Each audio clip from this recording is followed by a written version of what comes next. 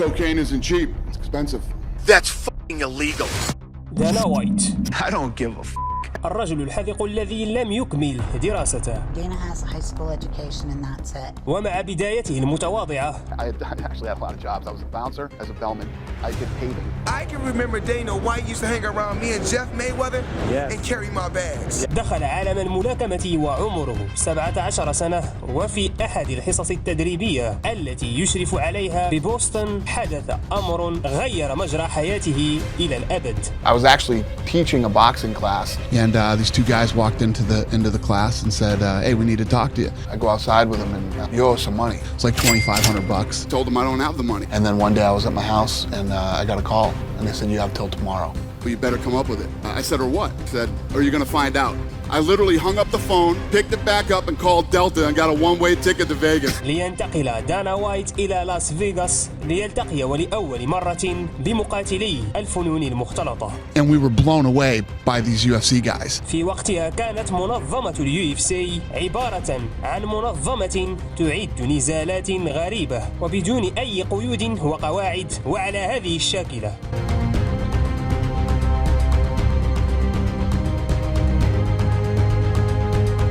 هكذا بدأت مسيرته. I started to manage Chuck Liddell and Tito Ortiz at the time. And through that, I found out that the UFC was in trouble and they were going out of business. ليقوم بالاتصال بصديقه رجل الأعمال لورينزو فيرتيتا ليخبره بما يجري. We called up Franco Lorenzo, called him up and said, you know what, I think we could buy this thing. A month later, we bought the UFC for $2 million.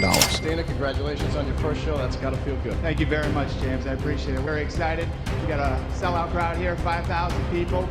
Revved and ready to go. ليخوض حربا عصيبة لإيصال منظمة اليو إلى ما هي عليه الآن. It was war. Sounds great now, but before it turned around, we were $44 million in the hole. ومع النمو والتطور الرهيب الذي شهدته المنظمة خاصة منذ سنة 2010 إلى سنة 2019 يعد المقاتلون أشخاصا غير مستفيدين من الثروة الهائلة التي تحصدها اليو Good enough to be here or you're not. You don't like the way we pay our fighters? Go start another MMA organization and you go fucking figure out how to do it. فعلى سبيل المثال النجم الأيرلندي كونور ماكغريغور يعد صاحب أعلى راتب بالمنظمة وأعلى دخل تحصل عليه في نزال واحد هو $5 ملايين.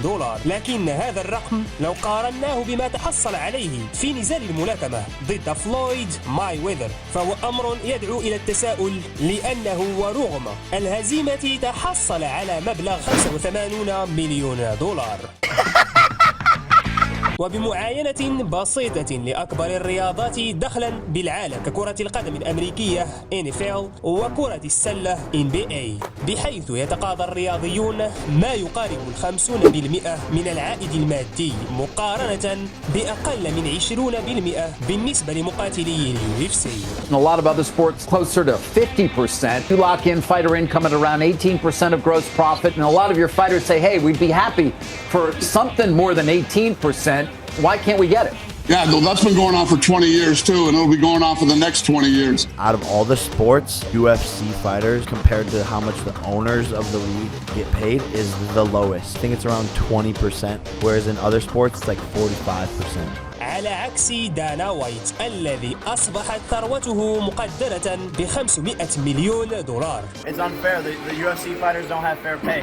It's all Dana White. After the fight, one of the first things that you said on the mic, I'm broke, so I need to fight. As you put it, you're broke. You look at like Chris Weidman who goes in and snaps his leg. Like what happens in that scenario? Because in the UFC, there's no guarantee you have to go in there and fight to get paid. Oh my God. ومصاريف كثيرة لا يستطيع معظم المقاتلين تغطيتها بالكامل. A lot of people don't understand that when we have these fights that we owe people money after these fights. 60% of my money is already gone between the gym, management, taxes.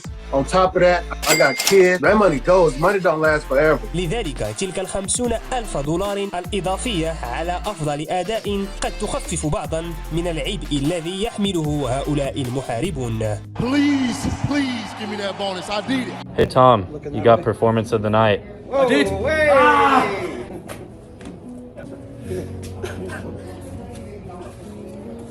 I've been so broke my whole life because of the sport, but it's so worth it to me. It's ruthless, dude. It's ruthless. وبالرغم من كونها مخاطرة كبيرة من طرف المقاتلين. And then they go, that's what they sign up for. It's part of the game. Yeah, so you gotta pay them like it's part of the game.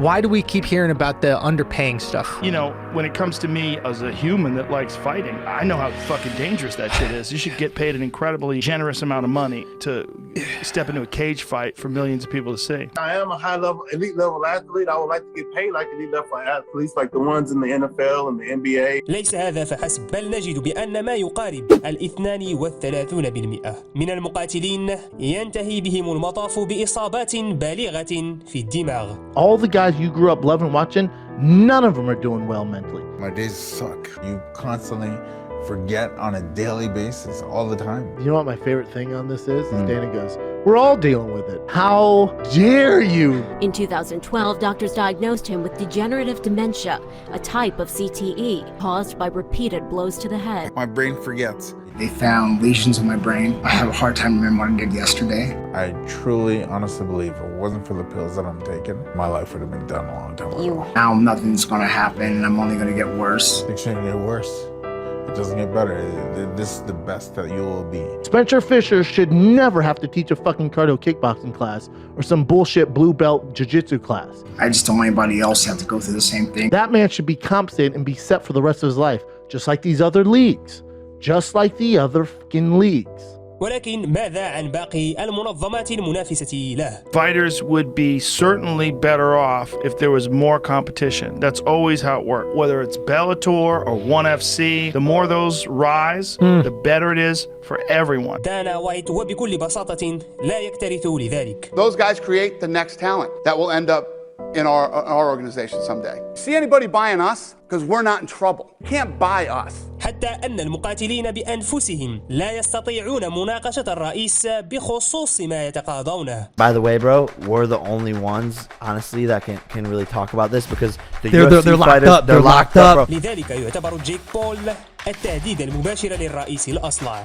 You get me talking about the guy again. It's pretty funny. Like you would think Jake Paul is the #1 fighter in the UFC the way he promotes me. فجيك يمشي على مبدأ لا حاجة لنا بالمنظمة لجني الثروة، وبشراكته مع الشو تايم وتريلر قام بإعداد نزالات الملاكمة تلك ضد بعض من مقاتلي اليو اف سي الذين قالوا بأن ما تقاضوه ضد جيك يعد أكبر ما جنوه في مسارهم القتالي. I made a lot of money. Might be the biggest payday of my career. Ask any fighter on the card. This is all their biggest payday of their careers by far. Ask Tyron Woodley. Ask these nuts.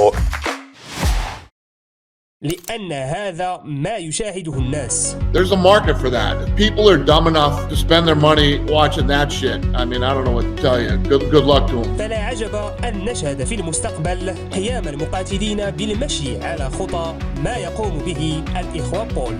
And now it's up to the fighters, in my opinion, to learn how to to sell their own fights. We've been doing that shit our whole life. Bro, if we took 4 or 5 years to learn how to box, take 4 or 5 years to develop a social media team,